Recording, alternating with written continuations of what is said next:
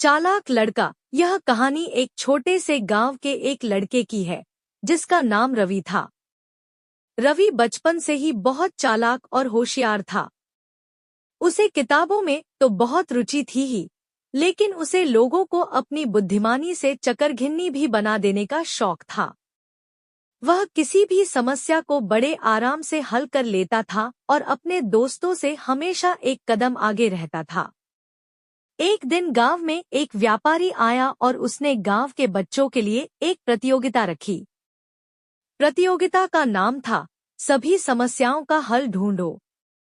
व्यापारी ने सभी बच्चों को एक पहेली दी और कहा कि जो भी बच्चा इसे हल करेगा उसे एक बहुत बड़ा इनाम मिलेगा। रवि ने सोचा, यह तो मेरे लिए बहुत आसान है।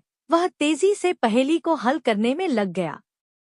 लेकिन जैसे ही उसने उत्तर निकाला, उसे एहसास हुआ कि व्यापारी ने प्रतियोगिता में एक शर्त भी रखी थी।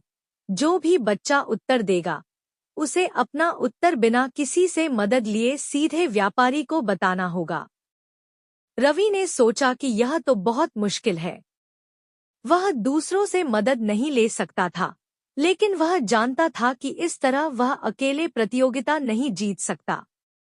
फिर उसने एक चाल चलने का फैसला किया। रवि ने एक और चालाकी दिखाई। उसने सबसे पहले प्रतियोगिता में भाग लेने वाले बच्चों से बातचीत की और उनका ध्यान भटकाते हुए उन्हें गलत उत्तर बताया। फिर वह सही उत्तर के साथ व्यापारी के पास गया और बोला, यह है सही उत्तर। व्यापारी ने उत्तर सुना और मुस्कुराते हुए कहा, तुम्हारा उत्तर सही है, लेकिन यह भी सच्चाई है कि तुमने दूसरों से मदद ली थी और धोखा दिया था। रवि हैरान हो गया और सोचा, मुझे तो यह योजना काम करनी चाहिए थी। व्यापारी ने कहा, चालाकी से कोई भी खेल तो जीता जा सकता है, लेकिन सच्ची सफलता तभी मिलती है जब इंसान ईमानदारी से काम करता है। वह दिन रवि के लिए एक बड़ा सबक साबित हुआ।